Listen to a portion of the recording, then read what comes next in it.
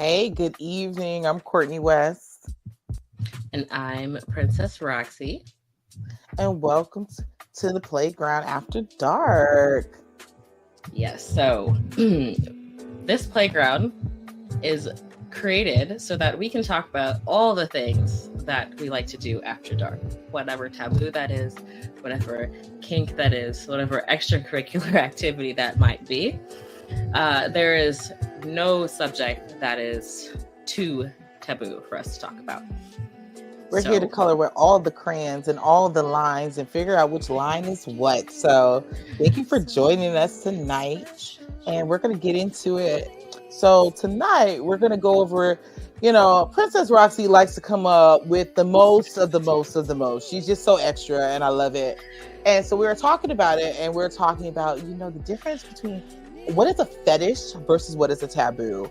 And she asked me, do you know the difference? I'm like, not really. And so, we're going to hit you this week. We're going to really go and dive deep into the fetishes. And then next week, we're going to hit them taboos. So Miss Princess Roxy, ma'am, what is the difference between a fetish and a taboo, boo? So, so the new word they're using now for taboos is kink. So remember back in the day, there was like that HBO Sex After Dark, and it was like all things taboo. Yes, honey. I used to watch it because we didn't have HBO. So when it would come in that different color. So if you would change the channel over, you could watch it. Gray squiggly line. Yes, it was the gray squiggly, but it was a little green. So yes, I would like watch that real sex and all the things. You'd be all little under the blankets, like. So yes, I know it well. So I feel like that's kind of what set me on this path in life because we had HBO. So for the movies. I love it. Like I felt like if you were like really like the dirty people got HBO because it's like it's about the movies, it's really not. You couldn't wait till it turned midnight so you could watch. Like I was obsessed with real sex because I was like, that's what I want, like, because I didn't understand the idea of sex, but I'm like, if this is sex, that's the kind of sex I want. Because I thought it was cool that they had like the black vagina monologues, and then have people like different stuff with leather and stuff. I was like, what is this? But also, if you had Cinemax, y'all were the real. So Cinemax, yes, you had the Cinemax, the Skinemax. Remember, it's the Skinemax. Yeah. But I always thought it was interesting because it's soft porn. So you would see them like, like no one could really like give like head, but they were like, yeah, in the spots. Of just the top of the head. Yes, and then like, and her head was all up in there. I always wondered, were they really hard at that time? Me too. And you never saw like their penises or anything. You would see the woman's head, and you could see her breast, but you could never see and any their other. Always like buried in the lap. So I always found that amusing, and there's usually a blanket with it. So I'm just like, And actually, was it in early 2000s, mid 2000s? They came out with that movie Pirates, which was like a spoof of Pirates of the Caribbean, but it was yes. And they had like, this is when Blockbuster was a thing for all y'all old cats out there. So you could go to Blockbuster and rent this basically on VHS or DVD because we still had VHS back. And it was softcore. Like, but the thing is, it was also a hardcore. So they filmed softcore scenes specifically for this Blockbuster friendly version because I rented it. So I never rented it, but I went to Farravilla and Cocoa Beach, and I saw the boat, and I was like, oh, that's so cool. And Farravilla is like the biggest sex toy shop ever, and it was such a cool experience to be able to see the boat. But I've never like really. I heard about the video, and I was like, oh, I'm gonna watch that. But I remember going over to Blockbuster, you had to like try to sneak over that section because you're like, you didn't want anyone to see you, so you're like. Who didn't want anyone to see them? Listen. I was that kid. I'm proud to smack that card down on the table. I'm 18 years old. No, I was so not ready. I was so the complete opposite of the shy one. It's interesting. Like when I was younger, I loved hanging out in like sex toy shops. And I'm like, I was in high school, but I looked like I was older. And I was like, this would be the coolest job ever. Because I was just like, I loved all the toys and all the things. But you couldn't let like your mom know where are you hanging out. So she's thinking like we're going down to the beach. And it's like I was really hanging out with the sex shopping. I was shopping, but I was always hanging out in sex toy shops because I just thought they were the most interesting people, and just to hear about what they were doing, and then to watch people, I like got a kick out of it to see like, ooh, what are you gonna buy? What are you gonna buy? Mm-hmm. Ooh, what is that? What is that? Ooh, what are you gonna do with that toy? Right. It's like, so I would go and watch them. Like it was kind of like semi-stalkery, but like I would watch what they do, and then I'd come behind them and look and see what that is, and then I would ask the person like, hey, what is this? What does that do? How are they going to use this afterwards? Mm-hmm. So I've always been like an interested sex nerd, but I, in a way of like, you couldn't like share like, shh, what do you do? And so out of my friends, like we all were like private school kids or super church kids.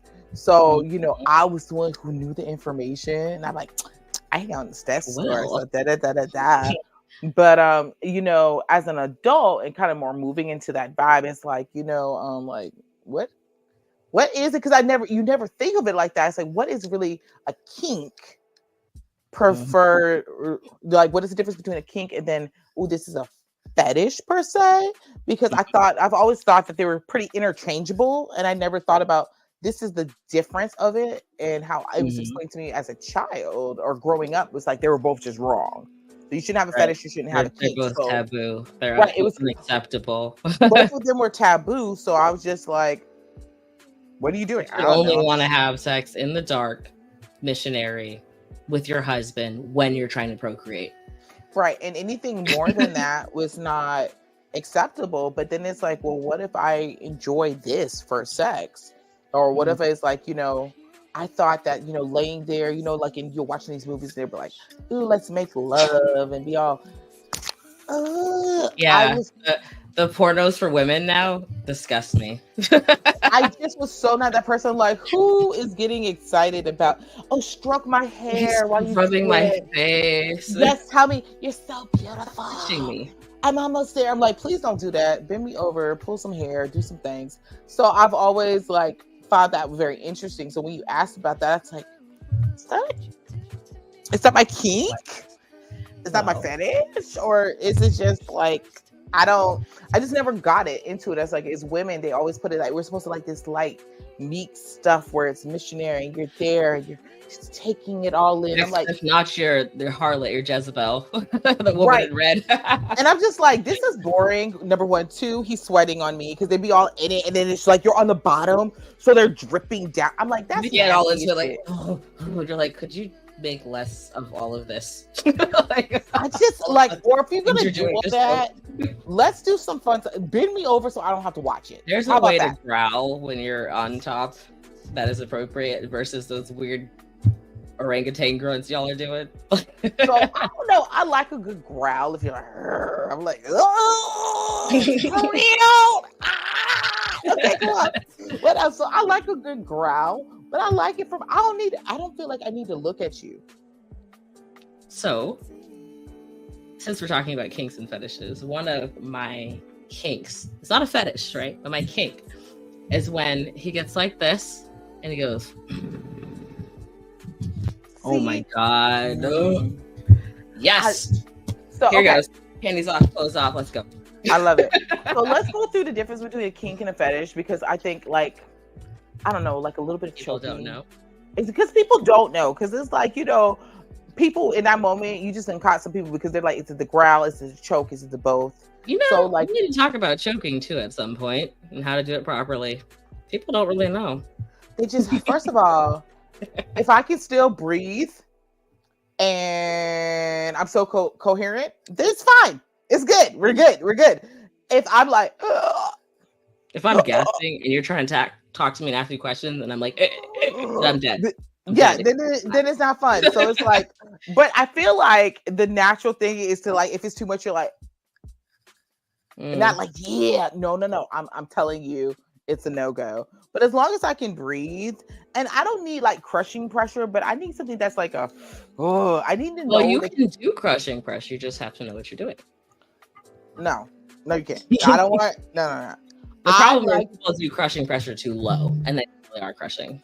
I don't need crushing pressure. I need a general hand of comfort. Of hey, stay your ass right here. I think that's sexy. And listeners and viewers, one of these days I'm gonna have her on camera for y'all to see, and then she's gonna change that tune. Okay, I just want y'all to know because I used to be a professional dominatrix for 10 years. I know what I'm doing. Look here. We can't be people on camera. That's a whole different kind of show. That we'll do it at the end. We'll do it at the end so she can go talk to her husband afterwards. Or maybe I'll have him come in and do a tutorial. We'll do that instead. He might enjoy that. I mean, you have to teach people how to choke, though, because the problem is if he learns that, you can never act up again, because he'll know how to handle you. That man choked me all damn time. I still act up. I don't be worried about that. I'm like, I'm like, that makes me act up more. I'll be like excited. I'm like, yes. I said, are we choking today? Okay. Okay. Because it's not like, again, so I know we were talking about the difference between like a fetish and a kink. So like for me, it's not a requirement every time to have a choke, but it is nice when you can incorporate one into it. So like if you're having a bad day and it's overly stressful, choking is a requirement. You got to give a little like, because it's like we're trying to get it all out. But if it's just like, it's a pretty decent day, it's whatever, you like, we can skip the choke. But It's nice. I enjoy it, but it doesn't have to be an all the time thing. So I guess to start off, I will say first, what's kink, what's fetish? But before we touched on that, I need to talk about vanilla. So a lot of times you hear that, and I'm so sick of these dudes who think they're so funny when you say, I want someone who's not vanilla, and they're like, well, I like chocolate. What is that supposed to mean? So, okay. Because then for me, that's what it gets into like a fetishy type of thing. That's how I've always thought about it as fetish. Like, because a lot of times I have experienced white men who be like, ooh, I love me some chocolate. I'm like, I don't like vanilla sex, but it's not, vanilla sex is not just to vanilla looking people. Color. Yeah, no, vanilla sex is, I don't like to be bored. If you're going to sit there, hump 3 times and nut, what is the point? That's vanilla. So, vanilla is basically all the normal sexual activity. So like, yes, you might like to try different positions, but essentially you're still just having plain boring sex. Okay, so let's break down. I think, okay, so let's be fair to people because they may not know that they're having boring sex. So why don't we break down what is quote unquote? No, because it's not fair, because people be thinking in their life, like, it's boring to me. It might not be boring to you. Right, because we got to break it down for people, because they be like, what do you mean? Like, he cuddles me and holds me close. That's kind of like, that's that boring ass shit. That's boring sex. What you do afterwards. So like, it's usually the stereotypical missionary, the normal bent over to the side. They have like their 3 good, maybe doggy. Right, they're good 3 stroke game things, and then the doggy is not the doggy. It's the like, there's no ass slapping or choking or hair pulling, none of that. And then usually the changes. Right. And the traditional doggy that they're talking about is not, I don't call it the doggy, I call it the chihuahua, because it's like, it's like, that's not like, I like holding of the hips and the slow humping. Right. It's like, if we're going to do it, I want the big dog wolf. I want you to bring the pit bull. I need you to do all of this back here that I've been doing hundreds of squats for, and grab it like you own that thing and like go to town. This little like, goodbye. I could have done anything else except this right now. Exactly. So it's like, and I feel like when you're talking about vanilla per se, you're talking about something that's a one-sided sex. So that's more of that super masculine, I'm just getting my nut and going about my business. That's like vanilla sex versus like cinnamon spicy sex. Vanilla light, as I call it. So like, if you're mixing it up, you're taking that time to like really your partner's just as into it that you're getting yours as they're getting theirs. So therefore, there's some ass smacking, there's a little choking, there's some hair pulling. There's, for the ones who into getting smacked around a little bit, that's where you're taking it to, like, now we're putting some chili pepper on it. We're putting the drizzle on it. I need you to do some stuff. But it's like, if I gotta just lay there, you done bust a nut and be like, okay, this is for procreation. I'd be like, that's good definition. I feel like vanilla sex is the sex you have for procreation. Like, yes, you're enjoying it, but really, like, the end goal is to get pregnant. But like, vanilla light is like, we are mutually enjoying this act together, whatever that looks like, no holds barred, like, we're doing it. I like that vanilla. But that sounds like that sounds like vanilla on a diet. What do you got, vanilla light? Because you're doing a little bit spicier things. Maybe it's like Madagascar vanilla. Maybe right, because I feel like vanilla light pods in it. So vanilla light to me sounds like something, and no shade to anyone, but that sounds like Catholic sex. Like, we're just here to lay here. That's vanilla.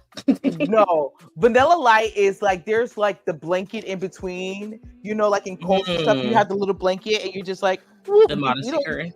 Right, we're not touching no bodies. We are just in to win. Imagine.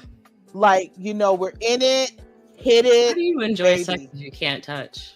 So, but because sex has been in a lot of different, religious contents and everything else, sex is not supposed to be enjoyable. It's for procreation. The Bible says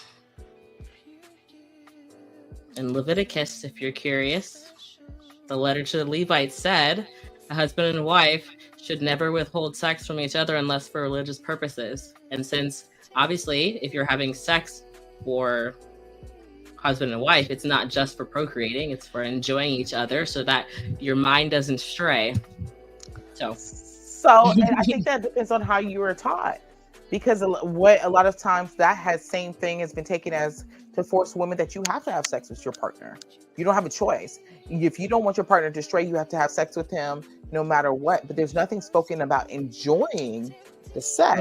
And so for me, I always think about, being in church, and back in the day, it was like when they talked about sex, there was nothing about enjoyment for a woman for sex. Even when it came to men were allowed to sow their royal oats. Women, you were supposed to be virgin, it was talked about. We just weren't allowed to read those chapters, but it was in Song of Solomon's. That was literally a letter to his partner about how he enjoyed her body and she enjoyed his. However, that being said, again in Leviticus, it says husband and wife. Right. Not us fornicators out here who's doing the things like, not husband gets to force the wife to have sex even when she doesn't want to. It says husband and wife, because people will like to read into things that are not there. But the entire chapter was about mutual gratification so that they both do not stray. Okay? Because you may want to have sex with her, but if you haven't wooed her up here, it's never going to happen down there. And she'll go find someone else who will.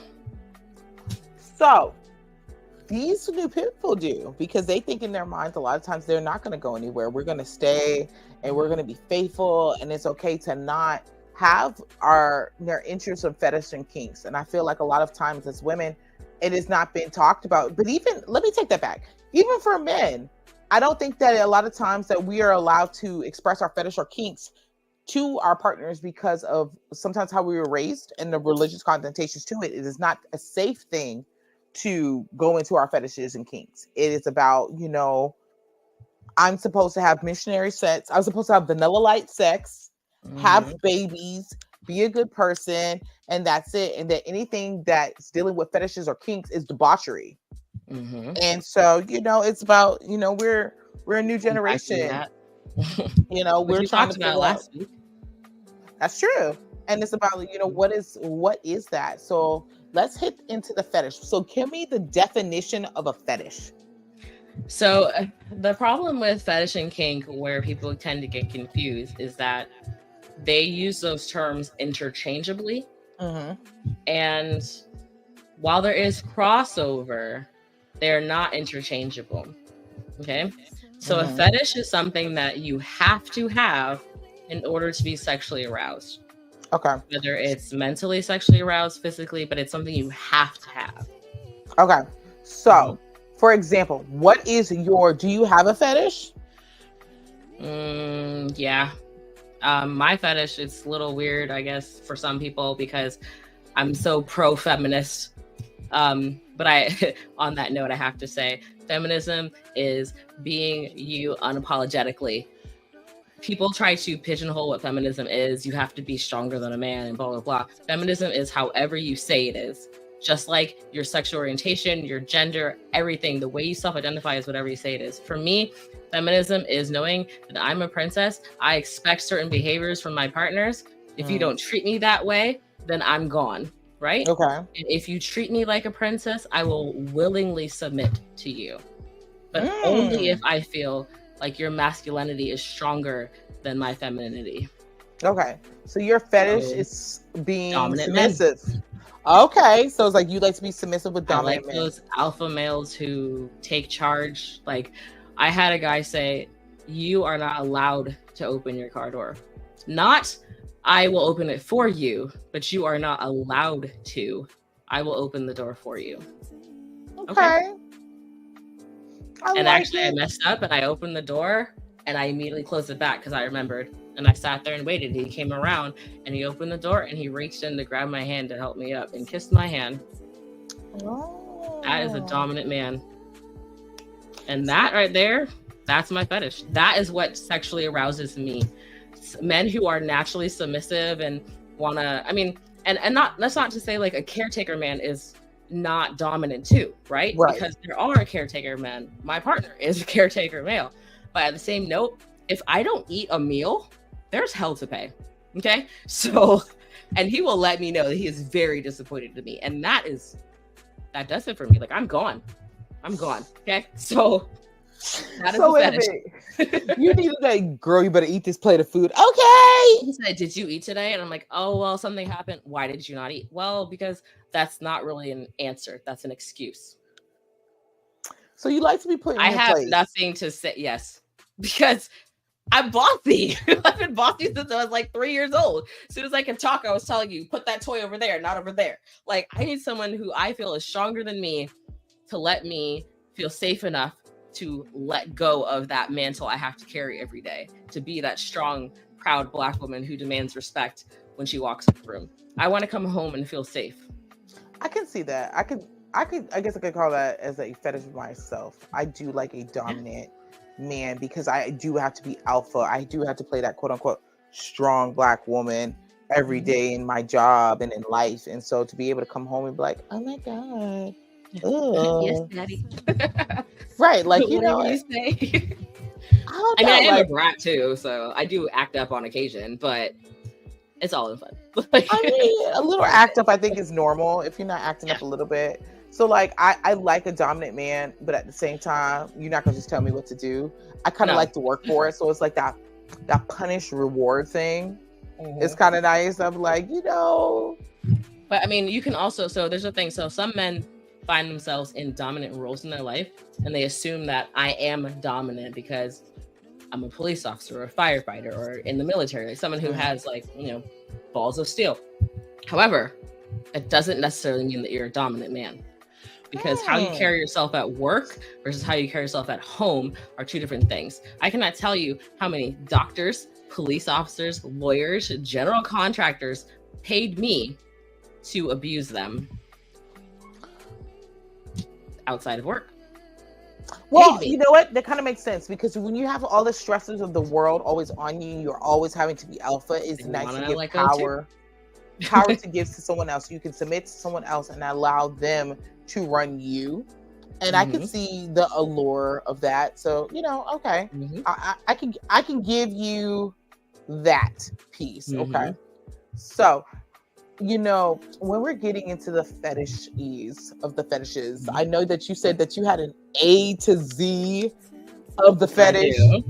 Okay. So these are more so, instead of fetishes exactly, because we did talk about what you need to have to sexually arouse you. So these technically are fetishes, but they are also what you would consider a sexual orientation, right? Because those do tie in to your fetish. If you say, I am pansexual, which we'll get into that, but that means that you are attracted sexually to all genders, all gender identities. Doesn't mean it has to be a man identifying or female identifying person. They could be non-binary, they could be intersex, they could be trans. It doesn't matter. If you're pansexual, you like the person, not the package, right? Okay. So that's the difference between bisexual, because bisexual is like, I like a man and I like women, versus pansexual is like, I like them all. Right. And there are, I mean, pansexual and bisexual have been used interchangeably, because there are some people who identify as bisexual who are okay with trans partners. Okay. But then there are others who are not. So I prefer to use the term pansexual. While I have never had a trans partner, I am open to having one. I'm not against it at all. Okay. Yeah. So with that being said, let's go over to my little, because I'm a nerd. I love notes. I take notes all the time. So the first one, Notes 101. Oh, I love it. I love it. So actually, this list is from the Kinktionary on FetLife. I love FetLife. I'm on there. Good luck finding me. It's not that hard though. So let me know before you get into the kink, what is FetLife? FetLife is a community. It's like social media for people who are outside the norm. It says a kink community, but honestly, like, there's a bunch of swingers on there. There's a lot of content creators on there, which that's a little annoying, but you know, they need sex too. But it's really just to mingle, essentially mingle online. Their guidelines for posting are a lot more relaxed than Facebook. You're not going to get flagged for having genitals or whatever. Now they do try to have you tone down, like if there's actual blood or anything in your photos, but outside of that, do you? So it sounds like a sex Facebook. Like a sexual Instagram, like the pictures and the things. Okay, cool. And you can add friends on here. There's clubs, groups, or whatever. There's events if someone's hosting a local event. You can also explore other kinks and fetishes on here. So like, there's a thing on here if you want to. But the Kinktionary, it's almost like a Wikipedia too, because the Kinktionary is updated by actual people who live like this. So. See, thank you for that, because you know, sometimes when you're trying to do and figure out your kinks and fetishes, or even what you like, where's a safe space that you can actually, you know, explore what that looks like by yourself or with your partner. So knowing that there's a whole, you know, Instagram, Facebook like scenario, because you know, Facebook is comfortable to be able to say a lot of things, but now that you know that there's one that's, you know, more sexually charged, that is okay. Far less censoring than Facebook. Facebook will censor you for using the word white. It's ridiculous. But this will let you do whatever you want within reason. And there is a large community of Black people on FetLife, and all different fetishes and kinks are on here. And the communities, there are like Black-centered communities on here too. And they are not one who is like, hey, you know, we are not going to allow you to discriminate. They're like, if you want to have a quote unquote safe space for yourself on here, do it. It's in their terms and conditions. Like, you all agree to it. So, that's so awesome. And all the staff members they also have real profiles. They are real people on this website too. See, that's so good to know. So that now you know. So for our viewers, if you're looking for that life, that FetLife is real. And FetLife.com. FetLife.com. I love it. So I'm actually looking at our time right now. Like, we've been talking about all the things with the fetishes and all the things that comes with it. Right. And so before we even get into that list, it's about that time for that Blast Artist Spotlight, because let's go ahead and hit that before we get into the list of the list. No doubt. So tonight we got my boy Hakeem Romance, and this song is called Balance. Let's check it out.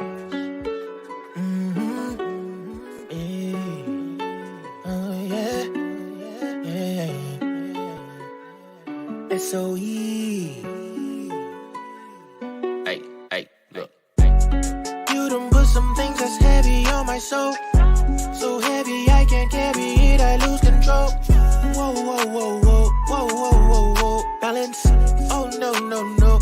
no, I'm back at it. I'm about to pull a big flex out.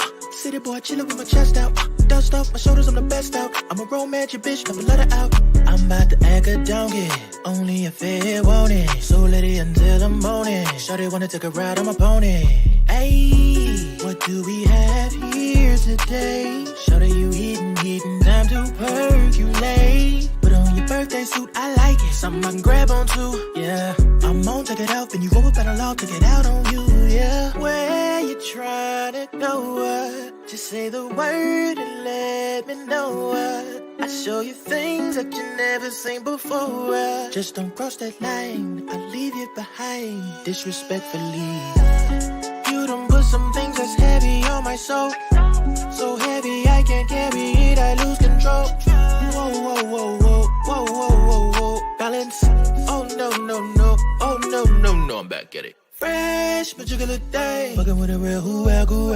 Too clean, gotta slide on the bitch. Tell her to keep dreaming, make a wish. I know you want it, babe. Hurry before it's too late. Don't keep me waiting now. Don't keep me waiting now. You can pull up, do what I say so. 50 shades of romance, you never let her go. This what you wanted, right? No backing out tonight. This what you asked for. Don't worry, I plan to give you more. Where you trying to go?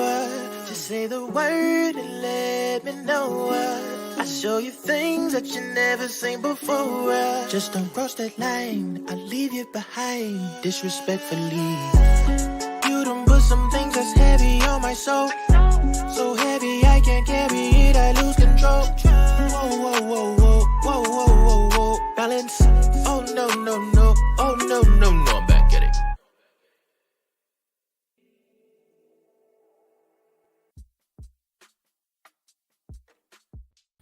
And that was Hakeem Romance with Balance. And if you are an independent artist or a spoken word poet that's looking for some exposure, you can go to blastmusic247.com and register for free. But also, Blast is looking for the fans. So if you are fans of great music, you can also go to blastmusic247.com, register as a fan, and have access to hundreds and hundreds of music. Blast is changing the industry one artist at a time. And before I go into the guest company that sponsors the show, Courtney, I wanted to ask you, did you go to the Fuji in Orlando? I did. It was one of my first experiences of like going outside of the sex shops in my area. And when I tell you, that was my favorite place to be. Like, anytime I go to Cocoa Beach, I would put it around, bitch, I gotta go to Faravilla. Because between the costumes, the comics, the toys, all of it, it's like back in the day, Toys R Us on steroids for adults. So I would get like the happy dance. It'd be like, we pulled up. So I haven't been to Faravilla in 15 years. So I'm overdue. I was talking to my partner about it, like, yo, I need to take you to Cocoa Beach. He's like, why? Because Faravilla's there. He's like, for what is that? I said, it will change your life. For anyone that has been to an IKEA store, it's literally like that, but it's all sex stuff, if you will. And the time me and Dimples went, we went during Halloween. So they had all the outfits out. It was so dope. So dope. So definitely need to check them out. However, if ever you happen to need some play stuff, you can get your love on by going to the lovefetish.shop, and that's LOVEFETYSH.shop to get you some great stuff. And being a Playground exclusive discount, if you put in PAD 15, you get 15% off your entire order. All right, so I'm gonna leave this here while the show is going. You ladies keep doing your thing. See you later. Thank you. So, getting into it, sexual orientations, right? We talked about pansexual and versus bisexual. And I honestly, bi does mean two. I really don't feel like terms are that interchangeable, but people do use them interchangeably because if you are saying trans man or woman, they're still a man or a woman. So, this one, no judgment. I just say this right now. No judgment. I just personally, because of who I am, I don't understand this one. Okay. We're just gonna start at the top of the A's. So asexual. Yeah. No judgment again, but also be called ace, but okay. So it usually refers to a person who experiences low or no sexual attraction towards others. Other types of attraction can be experienced, such as sensual, aesthetic, physical, or romantic. What? So you're not sexually attracted to anyone, but you can feel Romantically, you could, okay, so I found this Christian couple a long time ago. It's like they're in the news or whatever at one point, but they were saving themselves to marriage. So the problem is they got married and then they never actually had sex. So they were 5 years into their marriage and never had sex. And I wonder if they were asexual, both of them. So I've met people who are asexual before, and there's like, it's just not a thing to me. They say that they're more into the inter beings of a person, and they find gratification from talking and holding hands and all the things. I just can't imagine not wanting to have sex. Like, ever? You never want to have sex? I always wonder if it's like a hormone thing, or I always think it's about chemicals, because I'm like, and again, no judgment to anyone. I give it to the monks and the nuns who choose to live that life, but I don't believe that you don't have sexual urges and you don't have the need for, or the want for sex, and you just choose to stay abstinent. And so I've met people that they have been married and they like, we sleep separately, we do not have sex with each other, but they have loving, lasting relationships. They love their spouse, but that is just not something that they interact with. And I mean, one of my best friends, she's not asexual, but she goes through periods of being asexual. Like, completely doesn't want to deal with people at all. But for how long? Okay, Years. but okay, let's be real. How's the longest you can go without sex? Like, as an asexual person, 5 years deep. I'm sorry. You mean I'm like you never years? Like, you don't want any, like, and then she doesn't have like friendships. So I'm like, so you don't want to have like any.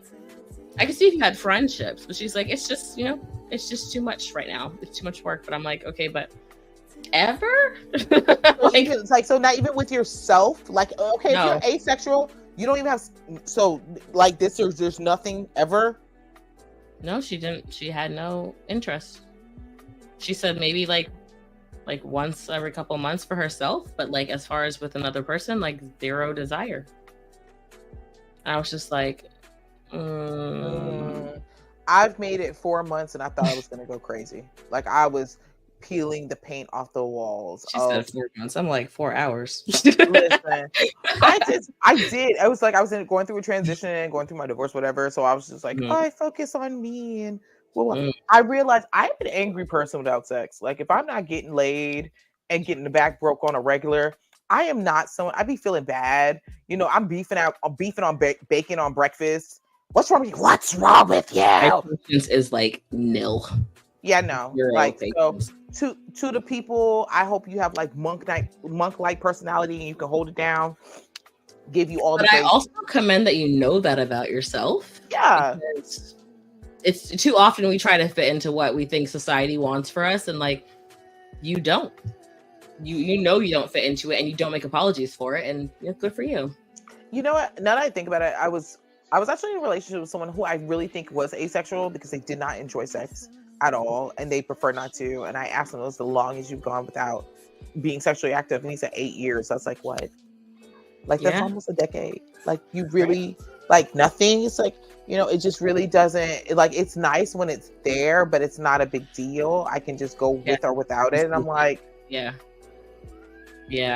I was just like, that's enough for me. Okay.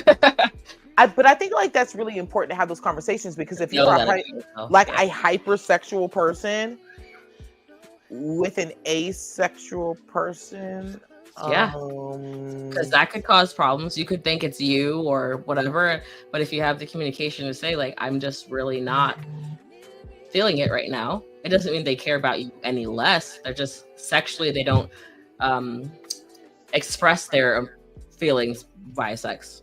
So if you're in those one conversation, if you're in that type of relationship, so am I allowed to get sexual gratification from somebody else because you are asexual? That. And I do know of a couple who the husband is trans, so the husband is asexual, but the other partner is not. So the other partner does seek sex with other people, but they do still desire sex with their asexual husband. They just, it's whenever it happens, they take the opportunity. Okay. The whole family, they have kids and everything, so clearly it works for them. Whatever works. Okay, asexual down. Next. This one I saw this, I was like, oh, okay. It's called autosexual. Okay. Auto meaning self, right? So it usually refers to a person who is more physically attracted to themselves than to others, and they prefer masturbation to sex with the partner. That sounds like a good old-fashioned narcissist who just likes to watch himself in the mirror. So that's like the first thing that came to mind. It's like, yes, I'm so wonderful. Those guys like record themselves, but they're yes, like this, and they're like on the counter or whatever. So that's why I was like, okay. It's like, you love you more than anyone. Got it. But then I thought, what if this also applies to people who like mutual masturbation? They don't want to have sex, but they like to mutually masturbate. You're still technically with someone,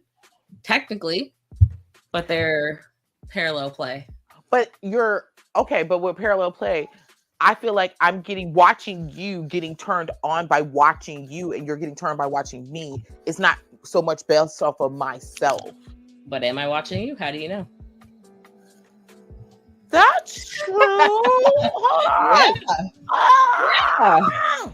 But am I watching you? Just because I look over there, to me, because what if I'm looking over there to see that? Because what if I'm like an exhibitionist, right? So I'm masturbating, and you're watching me, and that turns me on even more that you're watching me do it. You're watching me enjoy myself, but not that we're doing it together. All right.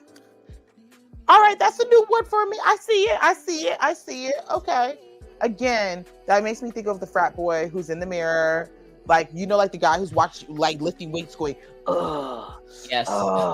Same thing. Same concept. Those bros at the gym every now and again. Yes. Just like, you can do that at home. So I'm that person who always thinks that when I see you in the gym running, or you're in the window and you're doing your curls and your phone's there, I'm like, you do that at home. My trainer was standing next to me, and this guy said, "Hey, bro, can you move out the way?"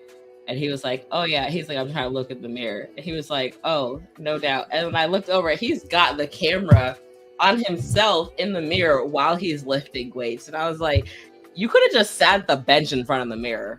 Listen, he is in love with himself. He gets his strokes in wherever he can. So, but at least now we know there's a name to it. Okay. Autosexual. All right. And, autosexual. On the topic of sex, like kinks versus fetishes, if you are an exhibitionist and you like to perform for other people, that's a kink. It doesn't necessarily mean it's a fetish. It becomes a fetish when you cannot have sex at all because you're not aroused unless people are watching you. Okay. And those people usually go to jail because they're flashers, just so you know. Just saying. So that is not what I thought. That was not what I thought you was going to take it to. Okay. Go to jail.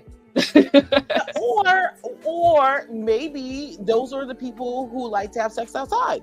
And it's the only way that they really get turned on is knowing that they're outside. Usually to jail at some point. I think if you're smart enough and you know where you have to have if that is your lifestyle, you need to go scope out your community safe places, and find safe places like, so tonight we're going to go in and we're going to go downtown. So you have to pre-scope out the places and then check out which angles are safe to have sex in those spaces. So you got to be like the right clothes. Where can you bend down and stay down for a little bit? Or where can you drop down and get your ego on, and therefore no one can see you. So I think it can work, but you just need to be stealthy, learn the perimeter, and then also have some good cop friends. So you can call somebody and be like, hey. So, thought I was telling you that. I think, you know. So locally, if you are in the Tampa Bay area and you are an exhibitionist, you can go to a club. It's called Eyes Wide Shut. It is a swingers club. They do have a group playroom, so you can play in there. A lot of the adult theaters like Fantasyland and in Orlando, there's Secrets. You can play there and be watched and be safe and not get arrested. So don't go out. Don't get arrested, y'all. Just don't do it. Be safe. Do your research. If you're going to be out there busting it open, look at your surroundings. Don't be busting it open at the pier. Don't be busting it open in the mall. Or nowhere near children. Nothing weird. Just keep it. Yeah, so okay. And then don't think it's safe to go to the playground at midnight and be like, ooh, I'm doing it on the swings. You're going to jail. You're going to jail. Don't do that. $100, yeah. Don't do it. This one I like. My friend that I was talking about earlier identifies as this, but and we'll talk about it later, but there's sexual orientations and romantic orientations. So it's called demisexual, and they identify as a demisexual. Now, for me, this was a little hard to unpack because in my mind, I'm like, how can you be this if you like one night stands? Or if you accept one. So what is that exactly? So it is a person who usually develops sexual attraction after they've established a deep emotional connection. Yeah. So friends but how does that work when you have a one night stand? So, okay. Could you, maybe is there a definition of one night stand? It might be someone that they know really well and then they decide to have sex with them one time. So I thought maybe it would be like, it's a person you talk to and you felt that vibe and you really were attracted to the person because intellectually or whatever, you guys meshed so well, or maybe you had the same hobbies or whatever, and you became like instant friends. Remember back in the day, like, you're my friend now, and that was it, you were friends. Like maybe it's like that. But that does happen. Like sometimes that's not so hard for me to unpack because I have met some people, especially when you're back in the day. Like, come on, think about your hoe days. You're like, yo, man, it's like an instant connection, and you're like, yo, you're.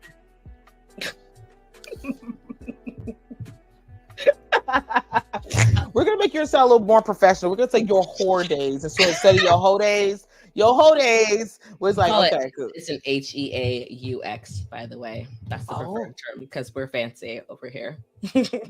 We're high class hoes. You're some high class hoes. So when you was in your high class hoe days, but that's a difference from your high class hoe days versus your regular hoe days. Your high class hoe days is like, hold on, I have provisions and boundaries with it. My hoe days is just like, I'm getting it in. And it don't really matter. I'm just trying to figure it out. And sometimes it's like, what did you say? You like this too? Oh my God, you like that music? Let me see your print. Oh my God, your print is everything. I'm instantly attracted. Let's have sex. So for me, I can see that because it's like, ooh, there's an instant attraction, there's a connection, and then you got the honky-tonk. The honky-tonk is sitting there and it's like, wow. Or other way around, you see the punana and it's just there and it's like, oh, it's pretty, and then let's go. And so, I could see how that can be a thing. Well, now remember, a fetish can be something, it's something that you need to be sexually attracted to, but people can have more than one fetish. So maybe being attracted to someone who is your friend is a fetish for you. However, there's other fetishes that would still allow you to be sexually aroused, which the imprint or, they smell just right. And then those fetishes are enough for you to be sexually attracted to that person so that you could ignore the fact that they're not really a friend or have an emotional bond connected with. So you just touched on something like that fetish of smell. I think that's the thing. Like if you don't smell good, I'm not interested. If you smell, like smelling really good will get you to the point. Definitely a fetish for me. You don't even have to smell good. You just can't smell bad. If you smell like the absence of scent, I'm fine. But if you smell really good, I'm great. But if you smell bad, it's over. I'm done. So there's something about a smell. Like, I am definitely a smell person. I be feeling for my partner because I buy him all these colognes, and I explained to him, I said, these are really not for you, they're for me. He's like, what? I said, I need you to smell. I love that you smell in different ways because those are different ways I'm going to attack you. So if I want to come at you like really like, so I'm gonna spray you down in this one, and I'm gonna sniff you, and then I'm coming for you. So that smell thing. A person that smell good, you smell good. Like, I will see you in a mall and will come talk to you if you smell like, what are you wearing? Like, automatically, I'm now interested in you because now you smell good. Strangers, you smell. This is one guy. He was so cute. He's a little chubby black dude, and I walked past him, was like, damn. And I walked by, I was like, is that you? I was like, you smell really good. What are you wearing? He's like, oh, like, because he's like twirling his hair. I'm sorry, it's awkward. You smell really good. Like, no, listen, really good. You can be ugly as all get out, or what is stereotypical what ugly is. If you smell good, I'm gonna say, hey man, let me tell you something. You smell delicious. Like, that's an automatic like attraction of, ooh, you're gonna catch my attention if you smell good. Because I'm like, like those game commercials when you're like. Yes. Ooh, yes. I get those little what do they call them? The small spaces things in my car. When I look in my car, I'm like, oh my god, my car smells so good. Like, it's just immediately melt into the seats. Yes, it's like it's an instant like a turn on. It's like, what is it like? Yeah. It's just like all your everything, your endorphins, your everything just release and you relax, and it's the thing. So, we need to put a pin in that. I need to know what that's called because I'm like, what is it? It's like, do you smell good? You might. I'm sure there's probably something. Probably could find it, but you'll love this one because when I first saw this one, I was like, oh, okay, this is all about money. But it's fin sexual. So usually when you hear fin, F-I-N, you think finances, but it's actually fin refers to feminine in nature. So you are attracted to people who are feminine regardless of gender identity. Okay. You could be a feminine gay man, and as a man, you would be attracted to them even if they're not an actual female identifying person.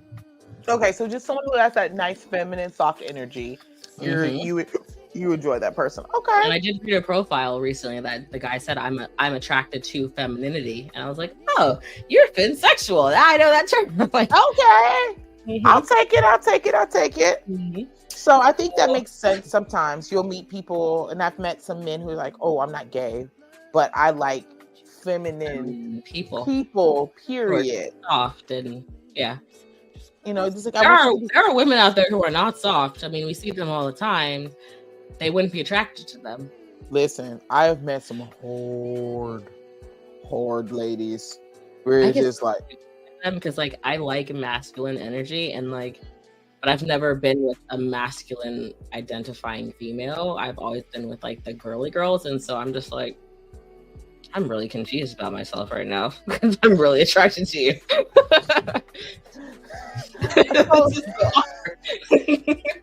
So when I think about that, like on the flip of it, it's like when you see a really masculine presenting female who may be very beautiful, but has that very masculine stuff. So you kind of crack your head to the side. You're like, saw one on Snapchat recently. I'm very confused.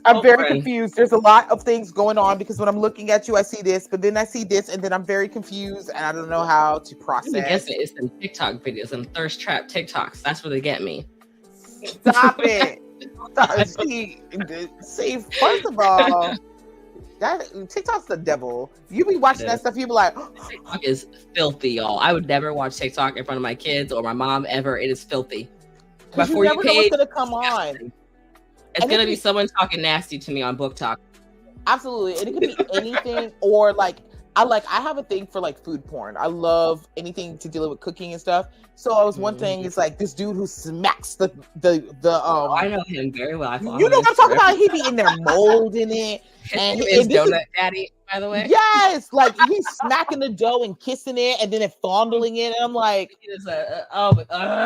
and licks it. I'm like, when my kids walked in the room, I was like, yo, you can't watch this. Like, what you watching, mommy? Food videos? I'm like, no, this is adult stuff. This is like corn food. You can't watch this. He'll take the donut, he'll swirl it and or like when they're opening up the bread and making it bigger, and I'm just like, I'm like, I'm not old enough for this. I'm not. First of all, that's like the dirtiest donut of your life. You be like, I don't know if I should eat that. Like, and then he takes a bite at the end.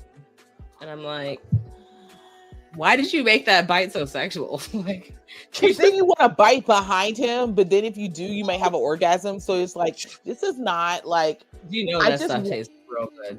So, but no, I want it to be nasty because all that love you done put into it, I feel like that's a raunchy ass donut. Like it comes with cream filling. I don't want it. I don't want it. I don't want it. I don't trust it. I don't trust it. Said no to the cream filling. No, listen. I don't want you to watch you do all that.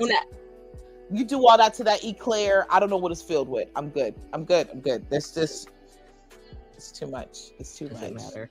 It does. No, it does. I want to know if I'm getting Boston cream or Christian's Boston cream. All right. You're getting Boston cream.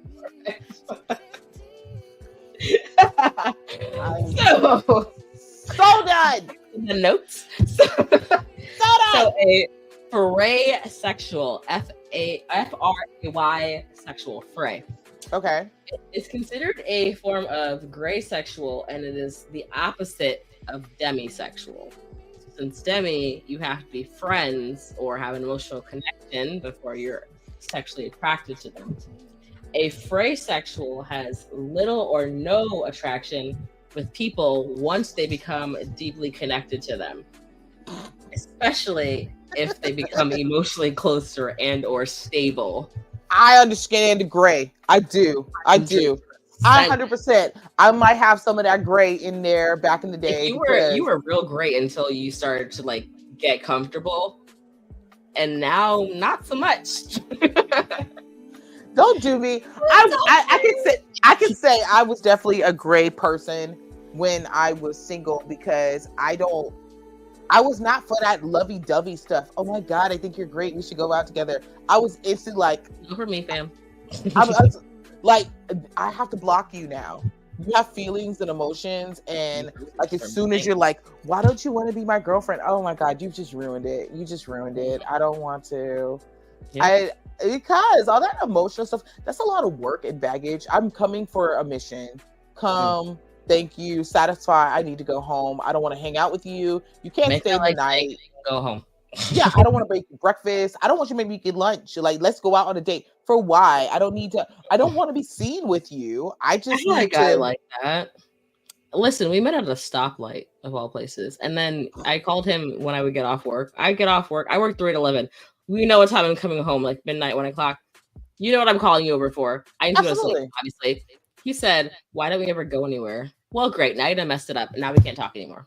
Right. Because there's sometimes that, and I think that men think it's like a sexist type of thing. Like they are the only ones who are like that. No, a lot of women are like, I literally just needed to go to sleep. Right. It's like, and I think sometimes that comes with like, and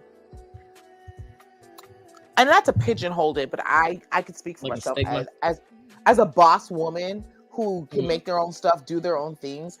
I don't feel the necessity at the time to get into all that emotional lovey-dovey stuff because one, I don't have that emotional capacity for you, nor do I feel like I need to. I didn't have time. Right, I really don't. Like I was like, especially back then, I was a single mom. I'm a business owner. I'm a nurse. I'm doing my community work. I don't want to bring you anywhere. I don't want you to say that you have claim on me. I'm here to work, and I'm just here to get some stress out. Like you're just a stress reliever. But as soon as they're talking about that, ooh, I love you. No, I'm done. That's fine. Oh, I was like, oh, I want you to be my old lady. You're old what? Oh, I was instantly. You used to laugh at me. You say, what happened to so and so? Oh, he got attached. It was too much. Yep. And he'll be like, but you really liked him. I did. And then he talked. And then it was done. So you ruined it. So you opened your mouth. So we have more, but we're on H's, by the way. We've almost got, it's an A to Z list. So I love it. Touch on the rest of them the next time you see us. Give me one more. Give me one more to fill it out, and then we'll close it out. Give me something good. Okay. So before I give you this last one, I wanted to let everybody remember that we also have a Reddit, so you can hop on there if you want to ask anonymous questions. Reddit is r/playground after dark. Go on there, pop on our community, join us, and ask questions. This last one you'll probably see on any website that is dealing with multiple partners, aka swinger sites. It is hetero flexible. So you might possibly be only hetero in your normal life, but you might dibble dabble every now and again. You might be okay if you're a man with getting oral from another man, or even providing oral from the man, but you stop at actual penetration. Or for a woman, you might be okay with everything above the waist and nothing below.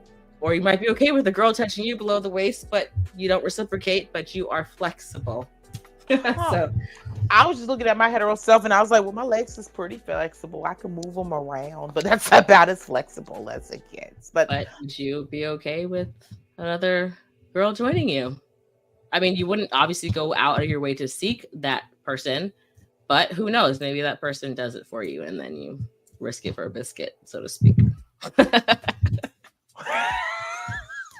Not risk it for a biscuit. Well, first of all, I'm gluten and dairy free, so that would have to be some kind of biscuit for me to bite it, honey. So you know, I love to bake for people's allergies. So I'm so done. I'm done. That's like there might be the right biscuit out there. I find you a biscuit. You never know. You never know. You know. I think a lot of people are just like they're afraid of their own kinks and whatever else makes them feel good. And I think that be open about what makes you feel comfortable and what not. You know, with that one, I don't know. Like I don't know how I would feel if I was dealing with a man who was comfortable with that. I think it might throw me off because I'm like, whoa. So I think it was more of a conversation that is had. I've never been in that situation before. We're going to start with this one, by the way, because we have more to talk about this. Yes, we're going to come back to this. And I so love that we were able to get into the kink. I love it. And we're getting into the fetish of, and we're going to continue the same conversation next week. We're going to go in, we're going to finish up with this one and then dive in even deeper. So I'm super excited about all these good things. And, you know, until next week, I'm Courtney and Princess Rossi. It is always a pleasure as always. You know, you always come in here and bringing in the good biscuit. Yes, I love it. And we will see you next time at the Playground After Dark. All right, you guys have a great weekend. Have fun. Be pleasuring yourselves and go get you some toys. Y'all take care.